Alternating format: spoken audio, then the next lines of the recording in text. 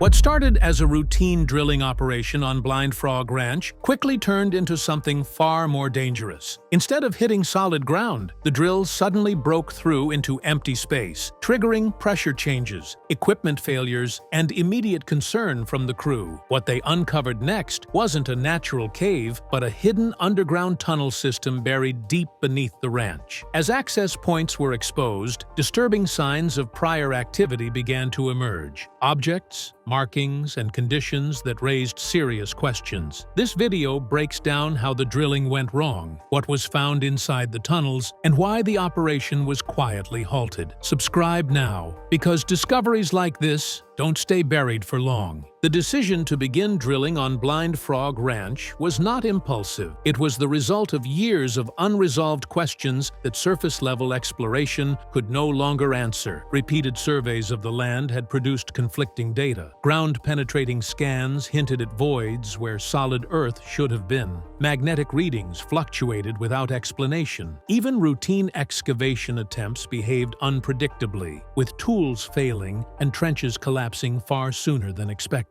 At first, these anomalies were treated as geological quirks. The terrain was difficult, uneven, and layered with dense rock. But as more data accumulated, that explanation stopped holding up. Natural formations do not produce straight edges. They do not align symmetrically, and they do not repeat the same measurements across different sections of land without variation. Yet that is exactly what the team began to see. Previous digs had revealed traces of worked stone, compacted layers that looked shaped rather than settled, and pockets of empty space that should not have existed at that depth. Each discovery raised more questions, but without a direct vertical entry point, there was no way to confirm what lay beneath. Drilling became the only option left, not to uncover treasure, but to confirm whether the land itself had been altered. The plan was cautious. Depth limits were set, pressure thresholds were monitored, emergency shutdown procedures were prepared in advance. No one expected to break through into open space. The assumption was resistance: rock, clay, or at worst, groundwater. What they encountered instead would challenge every assumption they had made. This was not about curiosity anymore. It was about verification. Either the anomalies had a rational explanation, or something deliberate had been built below the surface. The drill was meant to provide clarity. Instead, it became the trigger that exposed just how wrong their understanding of the land truly was. The drilling operation progressed normally at first. Resistance was consistent, pressure readings were stable, and the equipment behaved exactly as expected for that depth. Then, without warning, the drill dropped. The resistance vanished so suddenly that operators initially believed the equipment had malfunctioned, but the readouts told a different story. The drill had not failed. It had broken through into open space beneath the ranch. Almost immediately, air pressure shifted up through the borehole. Dust and fine debris were pulled downward instead of forced upward, an inversion that should not occur during standard drilling. Sensors registered a hollow void extending far wider than the drill bit itself. This was not a crack nor a small pocket of air. It was a large, stable cavity that had existed undisturbed until that moment. Sound changed next. Vibrations echoed longer than expected, bouncing back through the shaft with a delayed response that suggested depth and structure.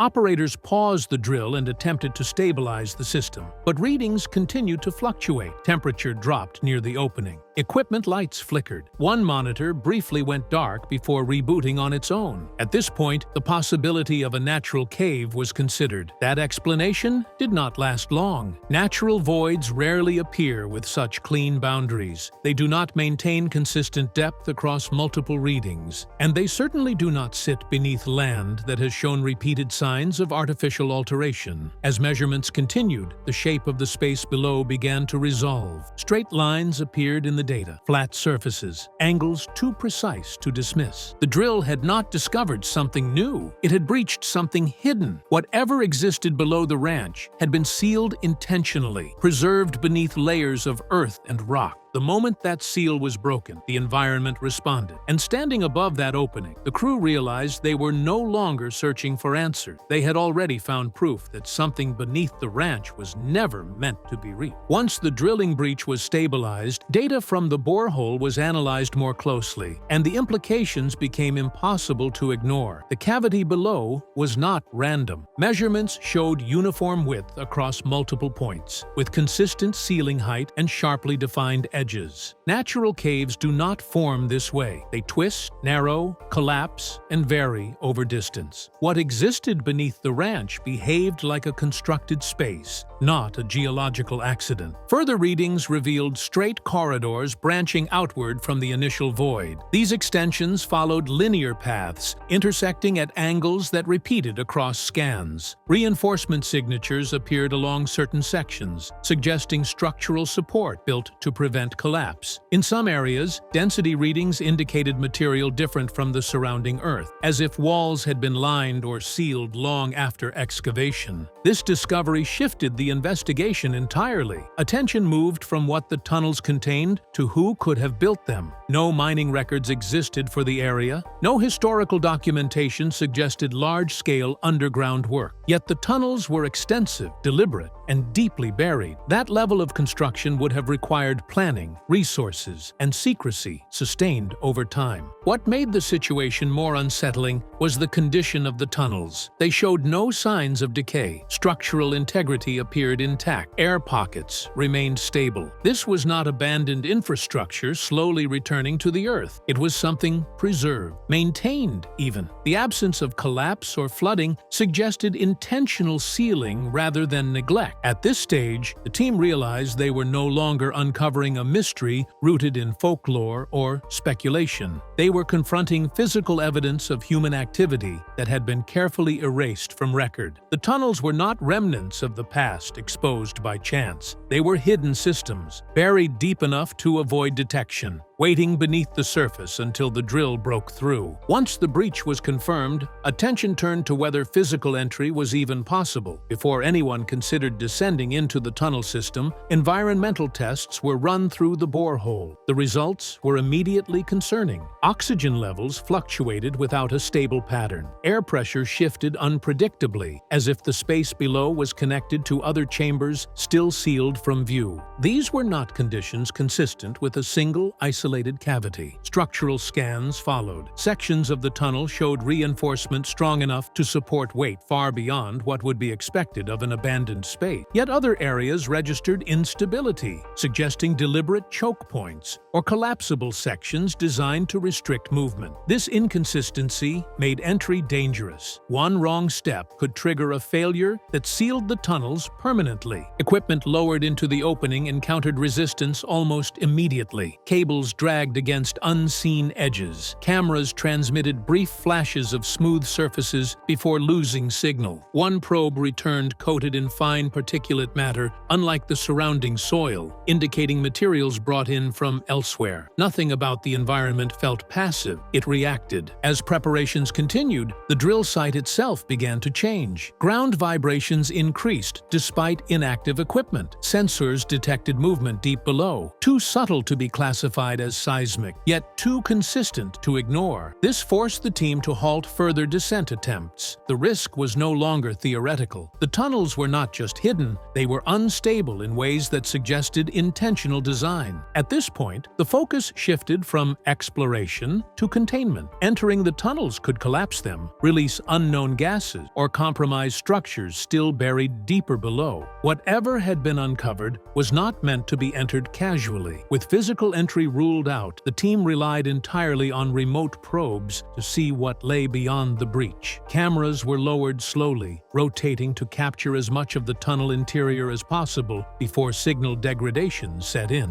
What appeared on the monitors immediately changed the tone of the operation. The tunnel walls were smooth, not eroded, with surfaces that looked shaped rather than carved. Straight lines ran along the sides, interrupted by repeating markings placed at regular intervals. As the probe moved deeper, objects began to appear. They were positioned deliberately, not scattered. Some rested against the walls, others suspended from brackets, embedded directly into the tunnel structure. None resembled modern mining equipment. Their designs were unfamiliar, functional, and stripped of any identifying features. No labels, no serial markings, nothing that tied them to a known origin. The air inside the tunnels appeared hazy, not with dust, but with a fine particulate that drifted slowly, unaffected by the probe's movement. Sensors struggled to classify it. Temperature readings fluctuated sharply near certain sections, as if localized zones existed within the tunnel itself. In one corridor, the probe briefly picked up a low-frequency vibration, rhythmic and steady, before the signal cut out. When the feed returned, the probe was no longer where it had been. It had shifted position without command, rotated slightly, as though it had been moved or guided. No mechanical explanation could account for the change. The tunnel did not appear collapsed. It appeared responsive. That was the moment curiosity gave way to alarm. These tunnels were not empty remnants of forgotten construction. They showed signs of use, organization, and control. Whatever existed below the ranch had not been abandoned. It had been left intact, sealed away, and waiting. The probes did not just reveal a hidden system, they revealed that something inside was still very much active. Once the probe data was reviewed, the drilling operation came to an abrupt halt. No further descent was authorized. Equipment was powered down, secured, and moved away from the breach site. What made the decision unusual was how quickly it happened. There was no extended discussion, no debate over next steps, and no attempt to push deeper despite the discovery. The order was immediate and final. Official reasoning was minimal. Safety concerns were cited, but no specific threat was identified. Air quality, structural risk, and equipment limitations were mentioned in broad terms, yet none fully explained the urgency. Crews who had prepared for extended investigation were dismissed early. Data logs were collected and removed for off-site review. Access to the drill site itself was restricted shortly afterward. The speed of the shutdown raised questions. Discoveries of this scale normally trigger expanded analysis, not withdrawal. Yet here, curiosity was replaced with containment. The breach was sealed. Monitoring devices were removed. Even surface testing around the opening was suspended. It was as if the goal had shifted from learning more to ensuring nothing else was disturbed. Communication changed as well. Updates became vague. Language softened. The focus turned away from what had been found and toward unrelated aspects of the ranch. When pressed for detail, responses were careful and incomplete. No one denied the existence of the tunnels, but no one elaborated on them either. This reaction suggested foreknowledge. The decision to stop did not feel reactive, but procedural, as though a threshold had been crossed that automatically triggered shutdown. Whatever lay beneath the ranch was no longer considered something to explore. It was something to manage. In the end, the drilling did exactly what it was never supposed to do. It exposed a system that demanded silence, and once that silence took hold, the investigation did not continue forward. It retreated, leaving the tunnels sealed, unanswered, and undisturbed once more. After drilling was halted and the site secured, the tunnel system began to reshape how every previous incident was understood. Events once treated as isolated suddenly aligned. Equipment failures, unexplained readings, and surface disturbances no longer felt random. They appeared connected, symptoms of something operating below ground, rather than anomalies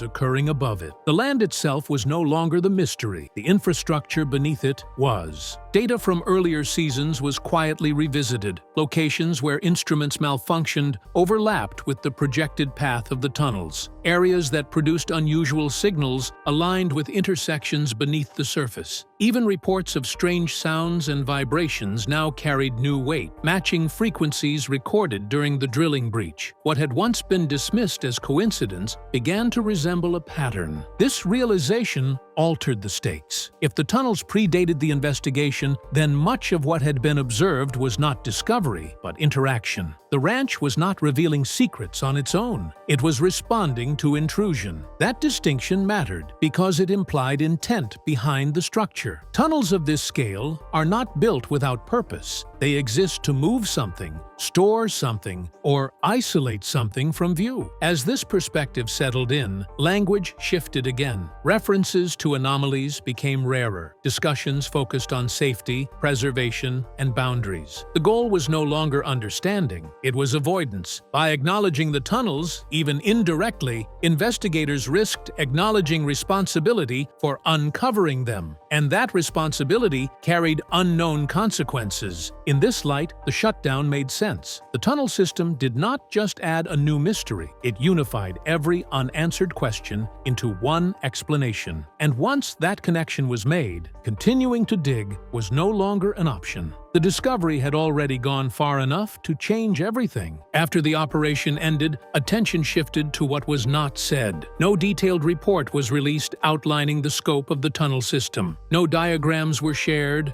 No technical breakdown followed the shutdown. Instead, communication narrowed to brief statements that avoided specifics entirely. The discovery was acknowledged only in passing, stripped of detail and urgency, as if minimizing it would make it easier to forget. This silence was deliberate. Discoveries that are harmless are explained. Discoveries that are misunderstood are clarified. But discoveries that introduce liability, risk, or loss of control are handled differently. They are contained through omission. By refusing to describe what was found, those involved avoided answering questions that could not be safely resolved. What made the lack of explanation more unsettling was consistency. Everyone involved adopted the same restraint. No leaks emerged. No contradictions surfaced. Even casual references avoided depth. That level of uniformity does not happen organically. It requires coordination, or at the very least, shared understanding that speaking openly was not an option. Speculation grew in the absence of facts, yet no effort was made to correct it. That silence functioned as a boundary. It signaled that the tunnel system was not a mystery to be solved publicly, but a complication to be managed privately. Explaining it would have required acknowledging how long it had gone unnoticed, who might have known, and why it had remained buried. In the end,